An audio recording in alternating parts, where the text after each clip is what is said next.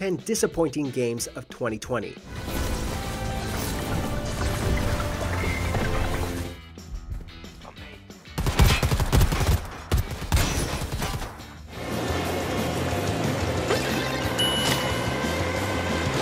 For this list, we're looking at games that failed to live up to their hype.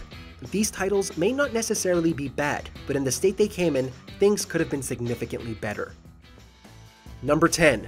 Resident Evil 3.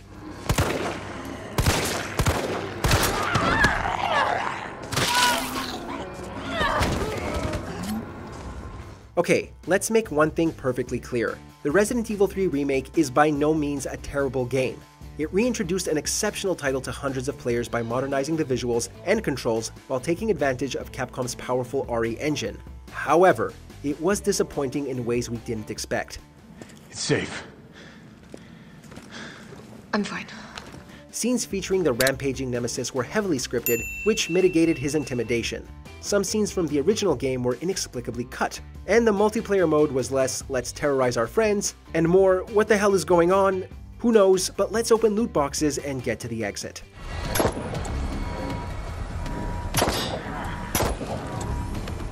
Number 9. Nickelodeon Kart Racers 2 Grand Prix.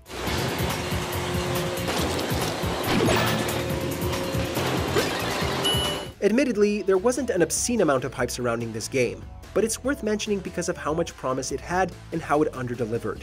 In case you didn't touch its disastrous and underwhelming predecessor, Nickelodeon Kart Racers lacked a diverse roster, and its mechanics left it feeling like a Mario Kart ripoff.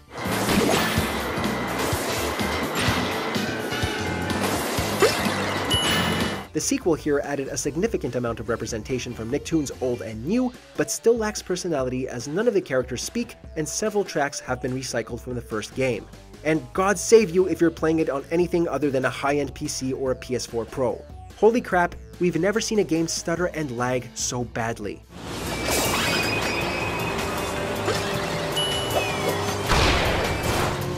Number 8. Predator Hunting Grounds.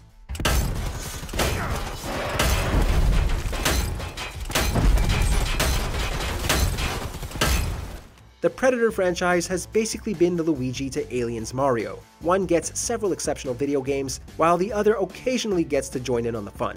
Sadly, Predator Hunting Grounds was not one of those fun occasions.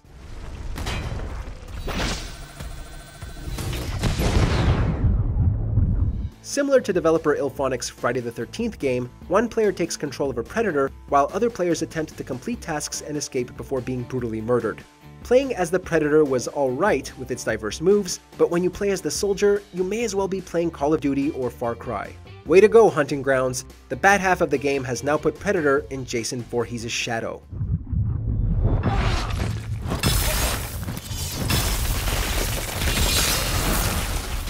Number 7. Kirby Fighters 2.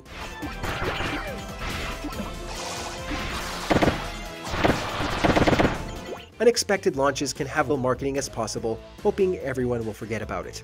Kirby Fighters 2 falls under the latter.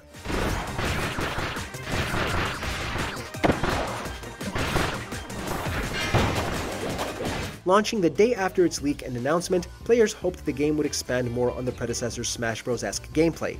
What they found was a slower game with absurd difficulty spikes and a repetitive formula. As the rushed marketing implies, it felt like there simply wasn't much thought put into this.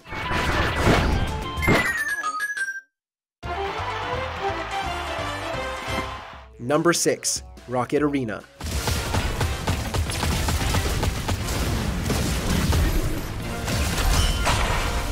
EA had a potential contender for the ever-competitive multiplayer market, but man, this should have gone better. Launching in July 2020, Rocket Arena is a 3v3 third-person shooter where all players are equipped with rockets, but each character has different abilities. The game is enticing to play for its mechanics, but what kills it is the slow pacing, slower progression, and visuals that look way too close to Fortnite.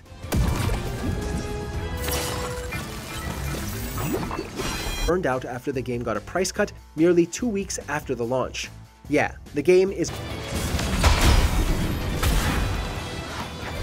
Number 5. Crysis Remastered.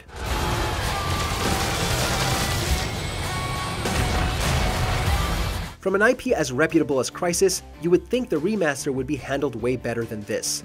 If only it were that easy to rewrite history, but alas, here we are. Crysis Remastered was nothing more than a visual upgrade, and even then, that's said with some hesitation.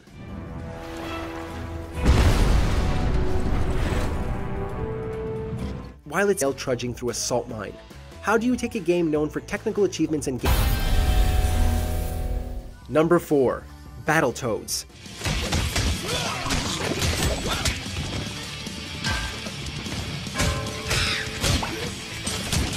This is yet another classic IP that returned and failed to regain glory. In an attempt to bring back the classic brawler platformer that kicked our teeth in back in 1991, Battletoads succeeded in replicating a campy 90s kids cartoon, but failed to do anything interesting.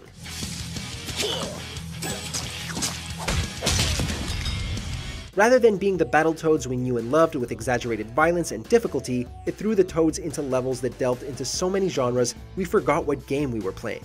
Sure, the series roped in a handful of levels that played differently, but it was never this erratic about it. Needless to say, this wasn't the Battletoads experience we were dreaming of.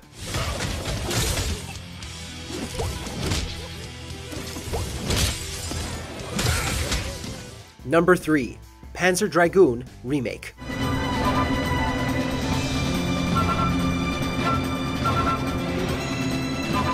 The Panzer Dragoon franchise has been dormant for nearly 2 decades, with Panzer Dragoon Orta releasing in 2002.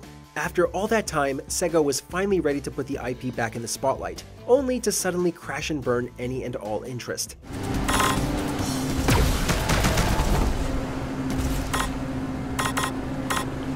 Not only did the remake look subpar visually, but the game is an arcade-style shooter that lasts roughly an hour. This really should have been a full-blown remake that expands upon what the other games brought to the table. Instead of a roasted turkey with gravy and seasoning, we got a small bucket of chicken that was missing its 11 herbs and spices.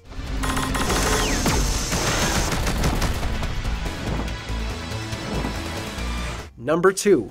Minecraft Dungeons.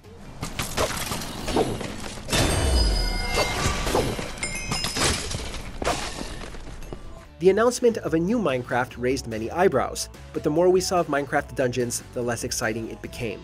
What could have been a Minecraft dungeon crawler that delved deep into its lore turned into a generic Diablo clone that does absolutely nothing with the Minecraft IP nor the dungeon crawling genre.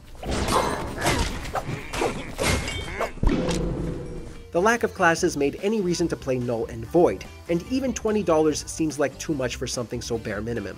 Needless to say, Minecraft Dungeons quickly became known as the half-assed failure of a cousin to the more thrilling and successful Minecraft Story Mode.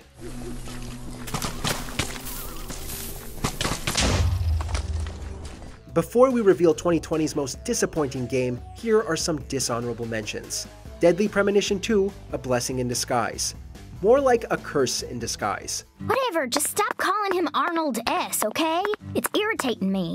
Zach, she's at a sensitive age. Pokémon Mystery Dungeon Rescue Team DX. Doomed to a life of tedious, archaic design.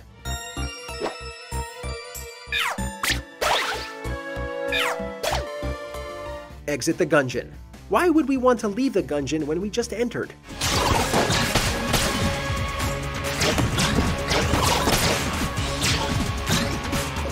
Disintegration. This title from Halo's co-creator seemed promising, but was utterly mediocre. Under fire! Before we continue, be sure to subscribe to our channel and ring the bell to get notified about our latest videos. You have the option to be settings and switch on notifications. Number 1. Marvel's Avengers.